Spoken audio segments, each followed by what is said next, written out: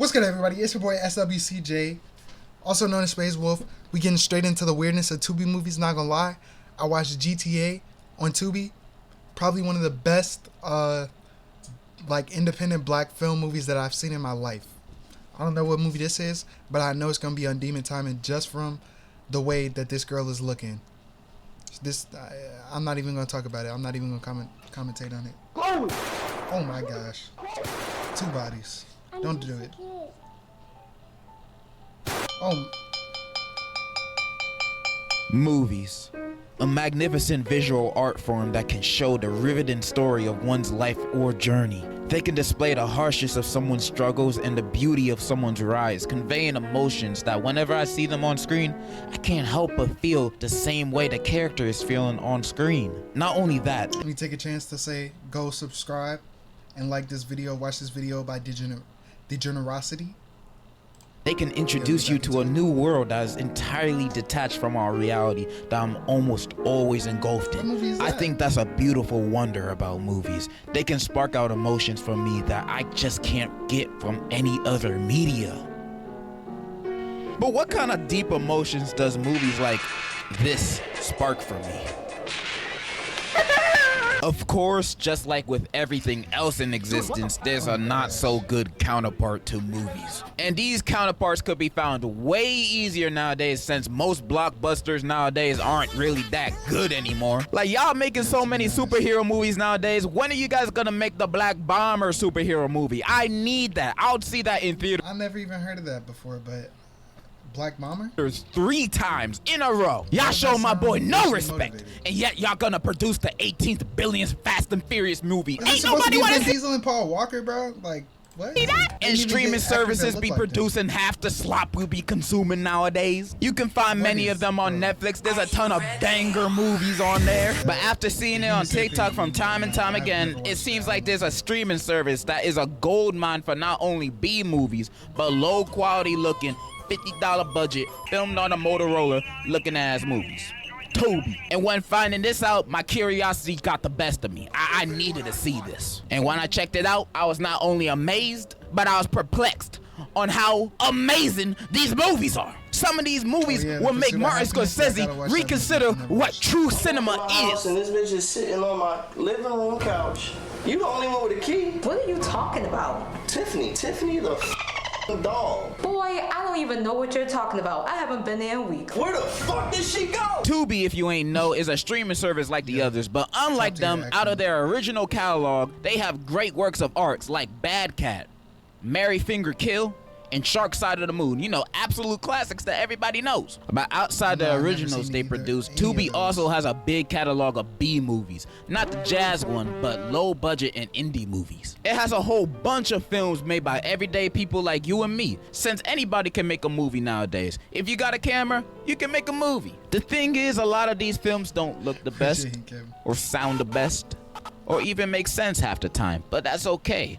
These people made and created a movie that they're so proud of that they released it to the public for all of us to watch. There's no better accomplishment than that. I'll be talking about one movie today, and that movie is titled Love Beat the Hell Out of Me. And today, I'll be going through and over these movies, just so you guys can see a glimpse of what I saw of what Tubi has to offer. By the way, this ain't sponsored by Tubi. They ain't paying me jack to do this. But if a Tubi exec is watching this, my pockets are open. So the movie I'll be talking about is Love Beat the Hell Out of Me. Now, I'm not sure this movie is trying to be a sequel or a remake to the 2000 movie with the same title starring the original War Machine, but honestly, my research ended there. I ain't watching both movies. The movie starts off with the beautifully done studio logos and title card with some MF Doom song playing in the background. I don't know, I've only heard them from TikTok. And right at the start, we get introduced to our 2 main characters doing it. Okay, why start off a movie with a sex scene? Why? You instantly make it awkward when I'm with my family. Anyways, our 2 characters, Renee and Antonio, are happily married. They got a kid and they're doing fine, I guess. Then we cut to Antonio's job at his office and he already acting like a demon.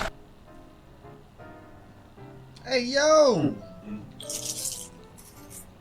Yo, somebody call this man's wife. His boss then enters and introduces him to the new hire, Rhonda, and you can already see mad romantical tension between them. You can cut it with a sword or tortilla. It was that obvious. Next scene, we are at a school with Renee dropping off her son to and in his classroom. There she meets her son's new teacher, and the dude is buff like a Samoan. By the end of their convo, you can see even more romantical tension in the air. We seen so much lustful tension with these two, and it was never with each other. She then leaves because she ain't trying to act up, you know. Next, we're at a studio hearing one of the best songs ever recorded.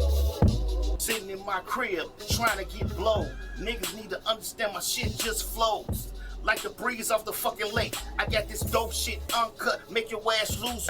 So this dude is Renee's brother, and apparently this is Antonio's studio, and they're all a part of this music group. I forgot what it was called. And Antonio invited some fine singers to help him record a song. No, I'm not gonna be disrespectful, but bro, I'm not even gonna say it, bro. Renee brother and Antonio start hollering at these girls, and all of a sudden, this dude becomes a comedian. No, he didn't call himself T-Slick. For real? This candy man looking goofy. Yeah, say my name 3 times on the fucking watch for that. Yeah, how dare you sabotage me in front of these ladies when your sister is literally my wife. But they kiss and make up at the end, so it's all cool. Then we teleport to this long salon scene where Renee works out, and all the girls there are roasting each other, talking about their kids and that new teacher Renee met today. Her salon buddies egg her, trying to get the deets out of her, but she shows off her wedding ring, announcing her loyalty to Antonio. Hold up, so you telling me you flexing at your child's school, flirting with his teacher, but when you go to the place that you work, you trying to... Sweet. Alright, not gonna lie. First third of this movie is kind of slow. There's a lot of small talk, like Antonio telling Ray about the new hire, and one of Ray's grown-ass friends trying to flirt with a kid in the chicken shop. Hey, go home with me, fool. Until we back at Antonio's office and Rhonda call him for some assistance. Antonio heads over to her office, and then his boss is looking for him because he just got nominated for an award for best attorney in the district. The boss and secretary go to Rhonda's office to tell Antonio the good news, only to walk in on him giving Rhonda back shots. Are you freaking kidding me? They fired on the spot, and Rhonda's laughing like she an anime villain. I don't know what. So he's the best attorney in the office, and because he's doing this, I'm guessing in his office, you fire him? That was a pretty bad decision for the hell that's about. We then cut to Renee bro showing up to their house, and he trying to tell her the bad news about her husband, How you go from being in the Antonio. army to being a rapper? I have no idea how he knows, but like just deal with it. But then he does one of those long build-up explanations. Instead of just saying what the husband did, just say he cheated. It's your husband. Your husband ain't the man you think he is. Then Antonio walks in last second, right before an actual explanation, of course. I hate when characters do that in movies. Just spit it out. Spit it out already. Then we cut to Renee visiting Antonio's old job because she just wanted to see her husband being a working and strong man. Only to find out this man hasn't been working there for 2 weeks. She obviously mad, but then the boss tells her the real reason why he got fired. Then she gets even more mad. Wait, what? This is everything wrong with this generation. She tells the truth to this oblivious woman right here that's also flirting with her son's teacher. And she says, F the lady that gave him the job and that fired him. Everybody that work up in here, your nosy ass secretary. Oh, we then cut to Antonio making music with that singer he met earlier. Bro. Then they start I'm not gonna sugarcoat it. My guy really said, I already cheated once, I might as well do it again. Then Renee finally confronts him about his cheating, his job, and she is tired of his dishonesty. You need to calm down. Stop telling me to calm down. Oh, yo! This man just starts going Chris Brown on her and starts chasing her with a gun like he John Wick in the most intense chase scene I've ever seen in a movie.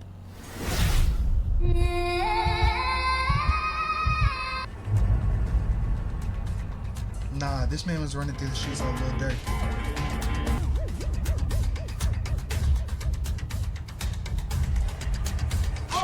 She falls and he brings her back home and threatens her, saying, "You better not leave me, or I'm gonna go crazy."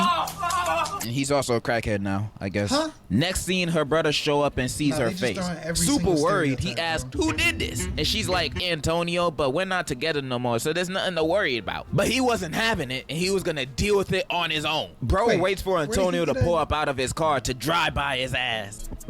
Hey, Antonio. Oh no, he did the Vaughn walk up, bro. Oh! My And in gosh. Antonio's dying breath, he licks his lips and then dies again. Can't be seen having chapped lips around the hose. Then we cut to his funeral, which is mad empty. Not even his son showed up. Nobody liked this nigga, I guess. And Renee crying like he ain't what just he beat did. her ass 5 minutes ago. Like he chased you down with a gun and pistol whipped you. Renee then goes to see Antonio's mother. When after seeing Renee's scars, she said she always feared this would happen to her. Turns out Tony's father was also a cheater and a beater. And Antonio got his bad habits from his daddy. Okay, She so begs it's for just Renee to stereotypical. leave Antonio, but Renee says she can't leave him because he threatened her.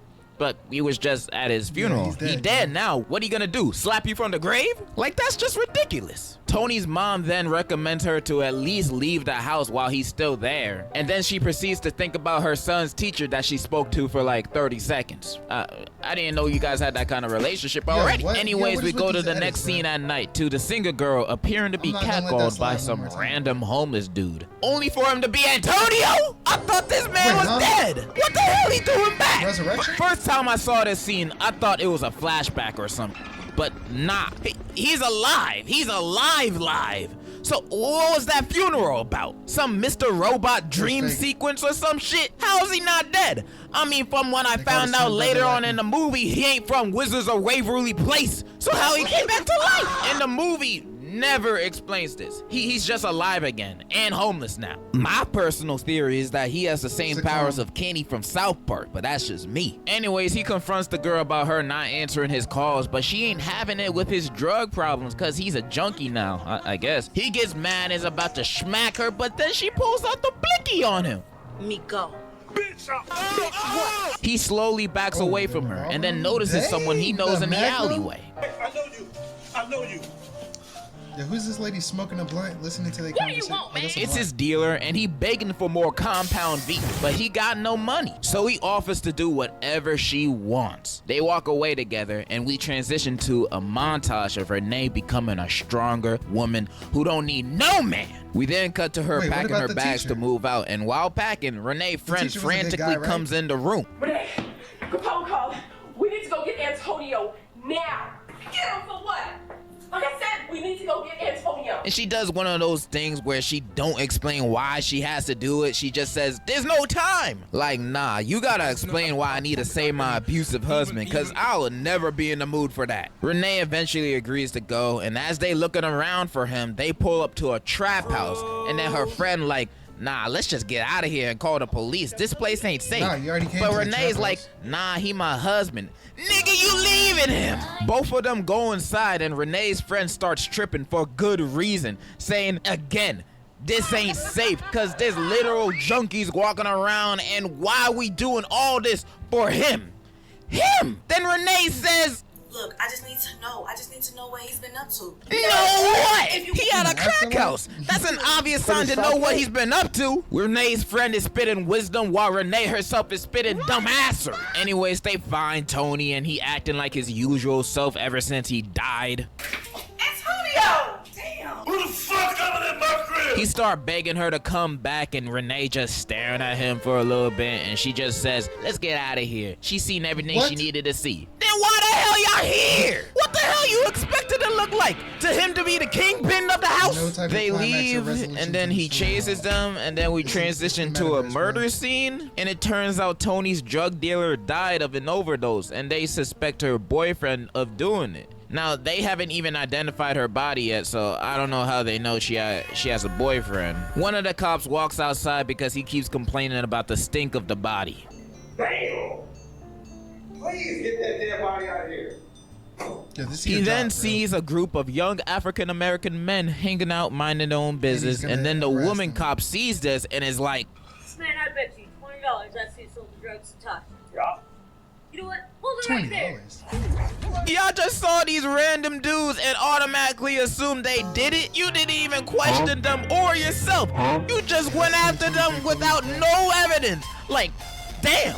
This movie's more realistic than I thought. But this one knows karate, so movie logic, I guess he did it. And that's the last we hear or see anything related to that, so what was the point? We cut to Antonio walking to Renee's house, begging some more, but Renee is really done with him this time. He tries to beat her ass again, but she's a strong, independent woman now, so the self-defense training came in clutch. She then tells him she going to church, so if he coming, he can come. He says, yes, I'll go anywhere with you, and enters the car with her, which I don't know how she comfortable with this man being in her car after he literally just tried to knock her out like he was Tyson. They enter the car together, and that's it. That's the end of the movie. That's it.